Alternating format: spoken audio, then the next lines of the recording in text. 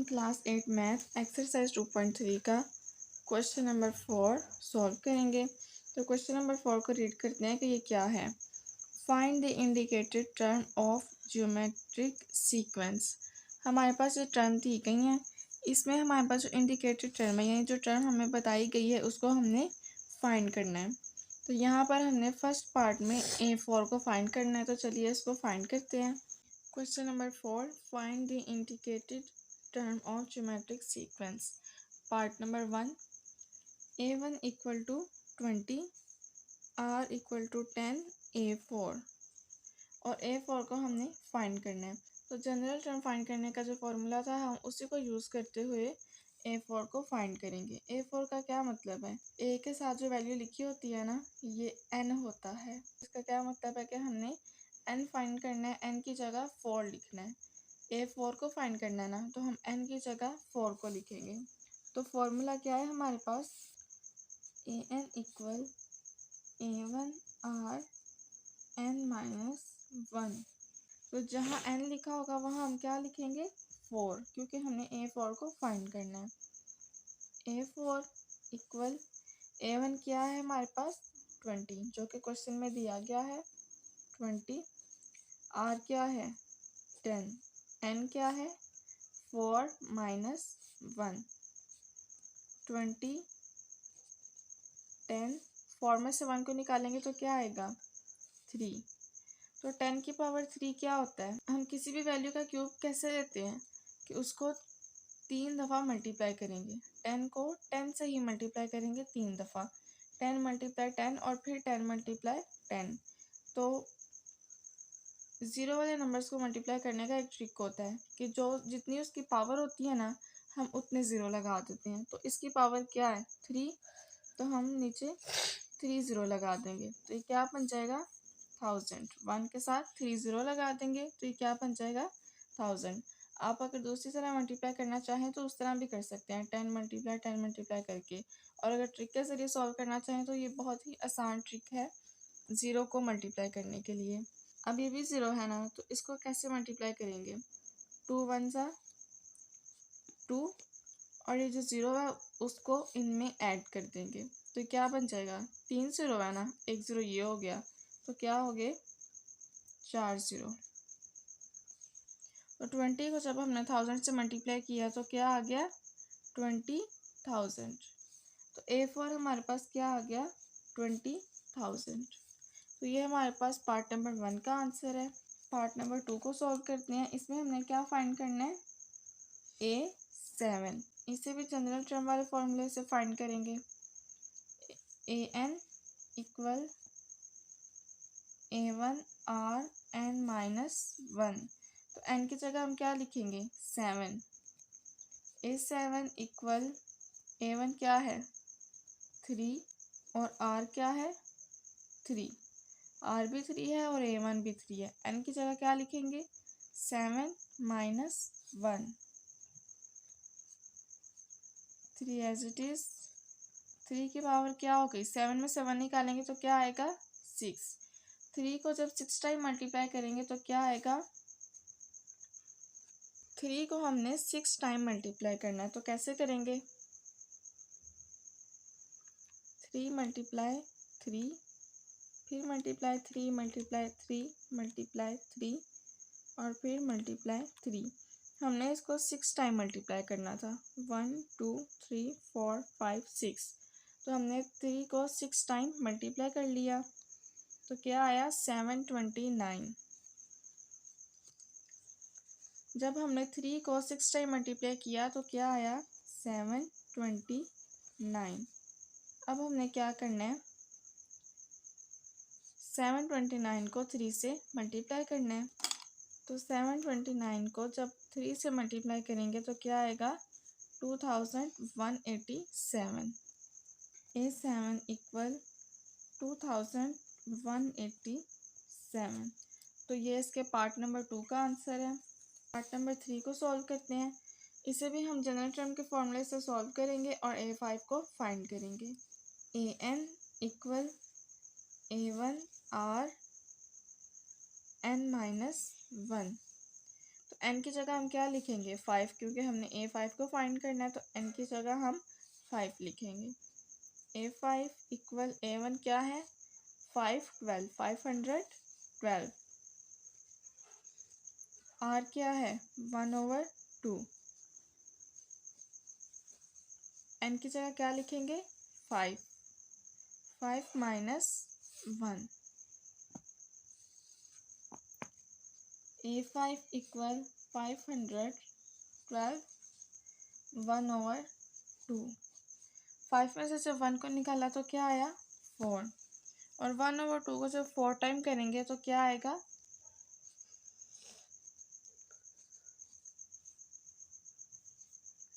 1 को 4 time multiply करें क्या आएगा 1 1 सा 1, 1 1 सा 1 और 1 1 सा 1। 1 को जितनी टाइम मर्जी करें 1 ही आएगा। और 2 को जब 4 टाइम करेंगे तो क्या आएगा 2 2 सा 4, 4 2 सा 8 और 8 2 सा 16। तो क्या आ गया 1/16। जब ये मल्टीप्लाई हो रहे हो तो इस तरफ को कटिंग हो सकती है, तो हम पहले कटिंग कर लेते हैं। तो हम 4 के टेबल पे कटिंग करते हैं। 4 के टेबल पे 16 भी आता है और 4 के टेबल पर 512 भी।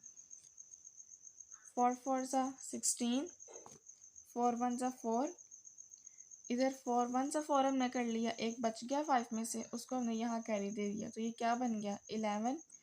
4 2 सा 8, अब यहाँ 11 था, इसमें से हमने 8 यूज़ कर लिया, तो पीछे क्या बचा 3, 3 को हमने यहाँ कैरी दे दिया, तो ये क्या बन गया 32। 4 8 सा 32, तो ये क्या बन गया 128। अब ये मज़ीद कटिंग हो सकता है क्योंकि 4 के टेबल पे 4 भी चाहता है और 128 भी, तो इसे मज़ीद कटिंग करते हैं। 4 1 सा 4, 4 3 सा 12 और 4 2 सा 8, तो क्या आ गया 32। नीचे वाली वैल्यू कंप्लीट ख़त्म हो गई है, तो क्या आंसर आएगा 32। 32 को जब 1 से मल्टीप्लाई करेंगे तो क्या आएगा 32 1 सा 32। तो a5 क्या आ गया 32। यह हमारे पास पार्ट नंबर 3 का आंसर है। पार्ट नंबर 4 को सॉल्व करते हैं। इसे भी हम जनरल टर्म के फॉर्मूले से फाइंड करेंगे।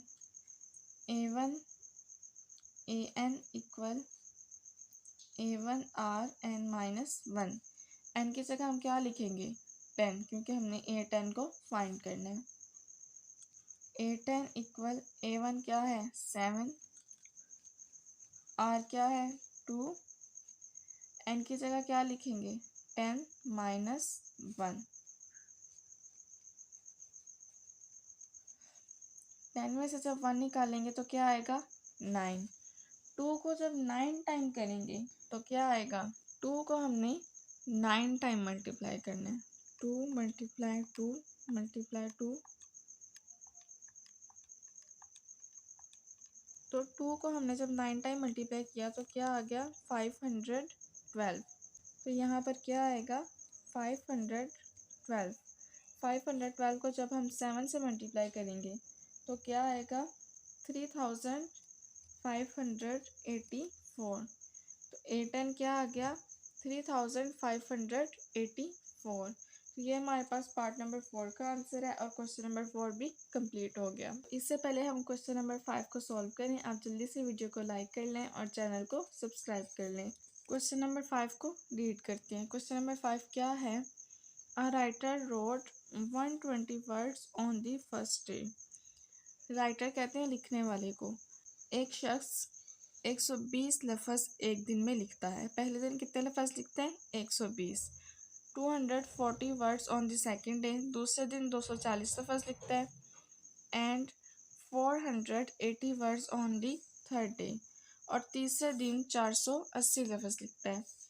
If the number of written words are increased in the same pattern, अगर इसी तरह हर रोज़ वो अपने लफ्ज़ बढ़ाता जाए, जितने वो लफ्ज़ लिखता है उनसे बढ़ाता जाए इसी तरतीब के मुताबिक, जैसे पहले दिन 120 थे, दूसरे दिन 240, तीसरे दिन 480, अगर ये इसी तरह डबल करता रहे, इसी पैटर्न से बढ़ाता रहे, find the number of words road on the 10th day, तो हमने फाइंड करना है कि 10वें दिन वो कितने लफ्ज़ लिखेगा। तो इसे सॉल्व करते हैं।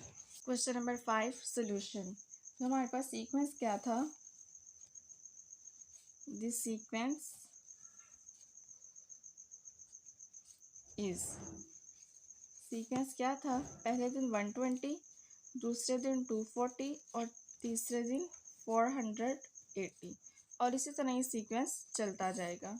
अगर हम देखें तो ये ज्योमेट्रिक सीक्वेंस है या नहीं। ज्योमेट्रिक सीक्वेंस में क्या होता है, मल्टीप्लाई करने से सेम नंबर आते हैं, यानी कि किसी ख़ास नंबर से मल्टीप्लाई करने से नेक्स्ट वैल्यू आती है। अगर हम 120 को 2 से मल्टीप्लाई करें तो 240 आ जाएगा, और अगर 240 को 2 से मल्टीप्लाई करें 480 आ जाएगा। तो इसमें जो कॉमन डिफरेंस आ रहा है, कॉमन रेशो आ रही है, वो क्या है, 2। यानी कि अगर हम 2 से मल्टीप्लाई करें तो नेक्स्ट वैल्यू आ जाएगी। तो जब किसी ख़ास नंबर से मल्टीप्लाई करने से नेक्स्ट वैल्यू आ जाए तो वो ज्योमेट्रिक सीक्वेंस होती है। तो हम लिखेंगे it is a geometric sequence. हमने फाइंड क्या करना था क्वेश्चन में, 10th डे को ना, तो 10th डे को हम कैसे शो करेंगे, 8-10 से। 10th डे को हम कैसे शो करेंगे, 8-10 से। तो हमने 8-10 को क्या करना है, फाइंड करना है ना। तो उसके लिए हम क्या करेंगे, ज्योमेट्रिक सीक्वेंस फाइंड करने के लिए जो जनरल टर्म यूज़ होती है ना, उसको हम यहाँ पर यूज़ करेंगे, an equal a1 r n minus 1। an क्या है, n की जगह क्या लिखेंगे, 10, क्योंकि हमने a10 को फाइंड करना है। a10 इक्वल a1 क्या है, फर्स्ट वैल्यू क्या है, 120, और रेशो क्या थी हमारे पास, रेशो वो होती है जो इनमें कॉमन डिफरेंस आता है। यानी कि अगर हम 120 को किससे मल्टीप्लाई करेंगे कि 240 आ जाए, और 240 को किससे मल्टीप्लाई करेंगे कि 480 आ जाए। जो हमारे पास इसकी कॉमन रेशो आई थी वो क्या थी, 2। 120 को अगर 2 से मल्टीप्लाई करेंगे तो 240 आ जाएगा। तो इसकी जो रेशो थी हमारे पास वो क्या आई थी, 2। और n क्या है, 10, 10 माइनस 1, 120। 2 की पावर 10 में से 1 निकालेंगे तो क्या आएगा, 9। 120, 2 को जब हम 9 टाइम करेंगे, यानी कि 2 को जब हम 9 टाइम मल्टीप्लाई करेंगे 2 से ही, तो क्या आ जाएगा, 512। अब हमने क्या करना है, 120 को 512 से मल्टीप्लाई करना है। 512 मल्टीप्लाई बाय 120, तो क्या आ गया, 61,440। तो a10 क्या आया हमारे पास, 61,440। तो हम क्या लिखेंगे, hence the writer wrote 61,440 words on the 10th day। कि जो राइटर है वो 10वें दिन 61,440 लफ्ज़ लिखेगा। तो ये हमारे पास क्वेश्चन नंबर 5 का आंसर है। अब हम क्वेश्चन नंबर 6 को रीड करते हैं। क्वेश्चन नंबर 6 क्या है, the sum of interior angle of a triangle is 180। एक ट्रायंगल है, ट्रायंगल कहते हैं 3 कोनों वाली शेप को। तो एक ट्रायंगल है, उसका जो इंटरनल पार्ट है ना, इंटीरियर एंगल, जो उसके अंदर एंगल बनेंगे, अगर हम तमाम एंगल्स को सम कर लें तो किसके इक्वल आएंगे, 180 डिग्री के।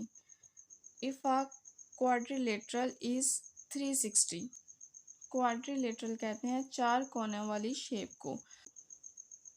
4 कोनों वाली शेप के अंदरूनी एंगल्स को ऐड करें तो क्या बनेंगे, 360 के इक्वल होंगे। And the pentagon is 540 degree. Pentagon कहते हैं 5 कोनों वाली शेप को। तो अगर हम पेंटागन के इंटीरियर एंगल्स को ऐड करें तो क्या बनेंगे, 540। Find the sum of angle of a octagon 8 side. Octagon किससे कहते हैं, जिसकी 8 साइड्स होती हैं, जिसके 8 कोने होते हैं। तो हमने फाइंड करना है कि ऑक्टागन के इंटीरियर एंगल्स किसके इक्वल होंगे। तो इसको सॉल्व करते हैं। सबसे पहले हमने देखा था कि ट्रायंगल के जो इंटीरियर पार्ट्स है वो किसके इक्वल है, ट्रायंगल इक्वल 180 डिग्री। ट्रायंगल के जो इंटीरियर पार्ट्स हैं वो किसके इक्वल है, 180 डिग्री के। ट्रायंगल क्या होती है, मैं आपको रफ में इसकी इंफॉर्मेशन लिख देती हूँ। इसकी 3 साइड्स होती हैं, ट्रायंगल की 3 साइड्स होती हैं और ये इस शेप में होती है। उसके बाद है क्वाड्रिलेटरल, क्वाड्रिलेटरल इसके इंटीरियर एंगल्स किसके इक्वल थे, 360 डिग्री के। क्वाड्रिलेटरल क्या होता है, 4 कोनों वाली शेप। इसके 4 कोने होते हैं, 4 साइड्स होती हैं, 4 साइड्स। उसके बाद था हमारे पास पेंटागन। पेंटागन के इंटीरियर एंगल्स किसके इक्वल थे, 540 डिग्री के। और पेंटागन होती है, इसकी 5 साइड्स होती हैं और 5 साइड्स। और हमने फाइंड क्या करना था, ऑक्टागन। ऑक्टागन इसके हमने फाइंड करना है कि इसका जो इंटीरियर एंगल है वो किसके इक्वल है। ऑक्टागन की क्या होती हैं, 8 साइड्स होती हैं। ट्रायंगल कुछ इस शेप की होती है और क्वाड्रिलेटरल इस शेप की, इसकी 4 साइड्स होती हैं। पेंटागन की 5 साइड्स होती हैं और ऑक्टागन की 8 साइड्स होती हैं। तो सीक्वेंस क्या आया हमारे पास, दिस सीक्वेंस क्या है, 180 डिग्री, 360 डिग्री, 540 डिग्री और इसी तरह ये चलता जा रहा है। अब हमें देखना है कि ये ज्योमेट्रिक सीक्वेंस है या नहीं। ज्योमेट्रिक सीक्वेंस में क्या होता है, एक खास नंबर से हम मल्टीप्लाई करते हैं तो वो नेक्स्ट वैल्यू आ जाती है। 180 को किससे मल्टीप्लाई करेंगे कि 360 आ जाए, 180 को अगर हम 2 से मल्टीप्लाई करें तो 360 आ जाता है। लेकिन अगर हम 360 को 2 से मल्टीप्लाई करें तो क्या 540 आता है, नहीं। तो फिर ये ज्योमेट्रिक सीक्वेंस तो नहीं हो सकती। अरिथमेटिक सीक्वेंस में क्या होता है, अगर आपको याद हो तो अरिथमेटिक सीक्वेंस में क्या होता है, एक ख़ास वैल्यू ऐड करनी होती है तो नेक्स्ट वैल्यू आ जाती है। 180 में अगर हम 180 को ही ऐड करें तो 360 आ जाएगा ना। और फिर अगर हम 360 में मज़ीद 180 को ऐड कर दें तो वो 540 आ जाएगा। तो इसका क्या मतलब है, ये तो अरिथमेटिक सीक्वेंस है, इसमें तो 180 ऐड करने से नेक्स्ट वैल्यू आ रही है। तो फिर ये क्या होगा, ये एक अरिथमेटिक वैल्यू होगी। This is arithmetic sequence.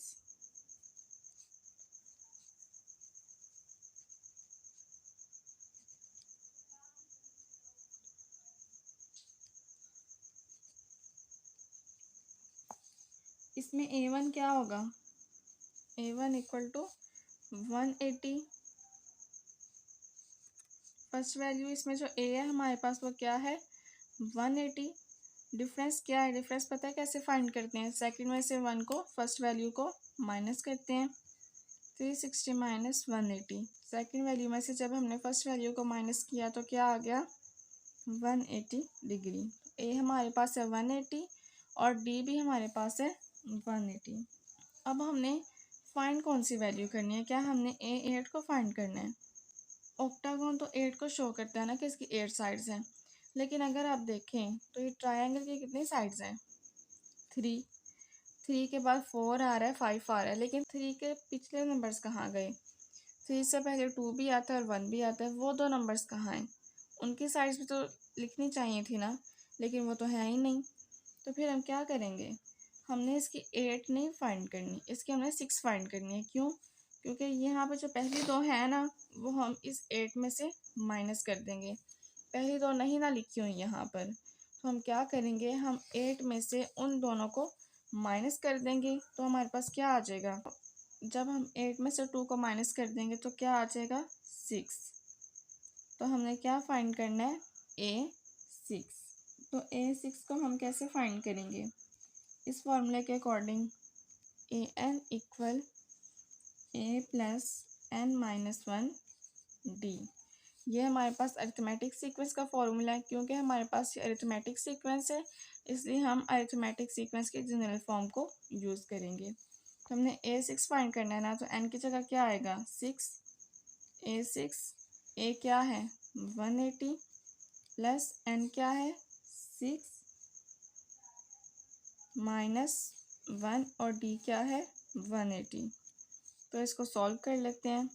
6 में से 1 को माइनस करें तो क्या आता है 5।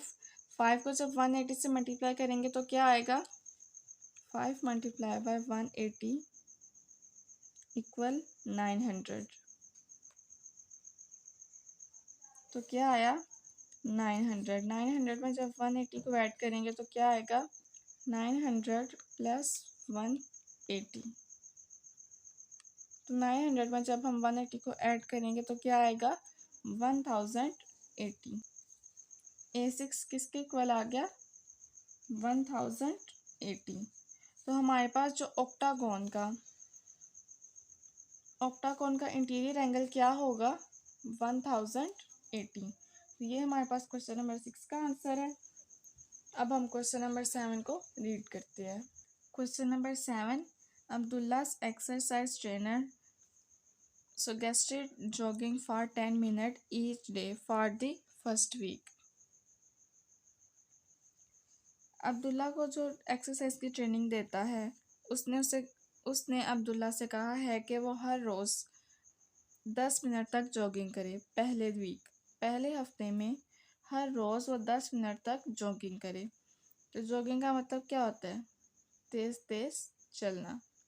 तो अब्दुल्ला को जो एक्सरसाइज की ट्रेनिंग देता है उसने अब्दुल्ला को कहा है कि पहले वीक में वो हर रोज़ 10 मिनट तक जॉगिंग करेगा।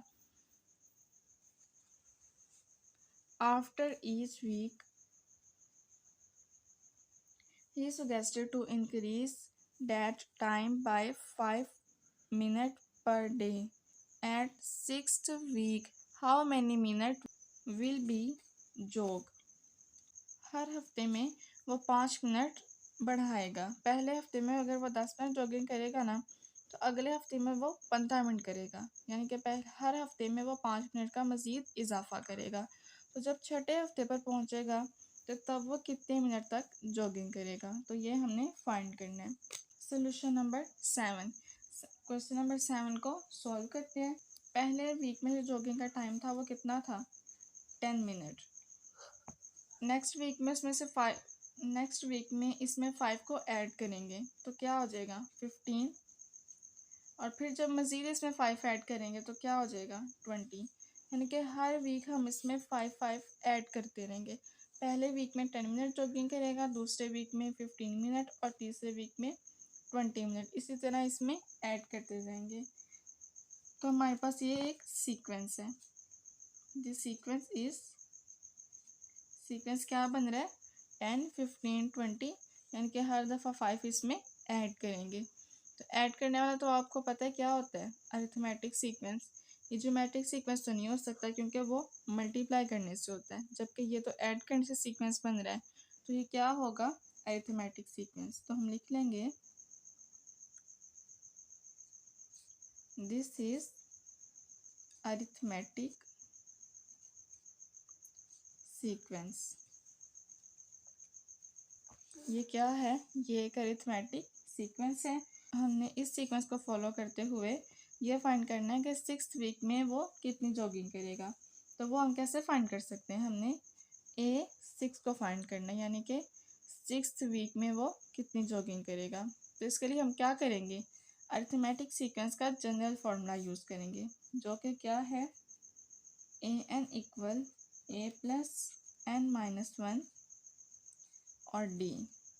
n की जगह हम क्या लिखेंगे 6 क्योंकि हमने A6 को फाइंड करना है। A क्या है हमारे पास A हमारे पास फर्स्ट वैल्यू होती है जो कि क्या है 10। n क्या है 6 माइनस 1। इसमें डिफरेंस कितना है 5 का। डिफरेंस हम कैसे फाइंड करते हैं सेकंड में से फर्स्ट को माइनस करके। तो 15 में से जब 10 को माइनस करेंगे तो क्या आएगा 5। तो इसमें डिफरेंस क्या है 5। 10 प्लस 6 में से 1 निकालेंगे तो क्या आएगा 5। और ये 5। 5 को जब 5 से मल्टीप्लाई करेंगे तो क्या होगा, 5 5 सा 25। तो 10 में जब 25 को ऐड करेंगे तो क्या आएगा, 35। A6 हमारे पास क्या होगा, 35। इसका क्या मतलब है कि सिक्स वीक में वो कितनी जॉगिंग करेगा, 35 मिनट्स। तो ये हमारे पास क्वेश्चन नंबर 7 का आंसर है और इसी के साथ एक्सरसाइज 2.3 भी कंप्लीट हो गई। अल्लाह हाफिज़।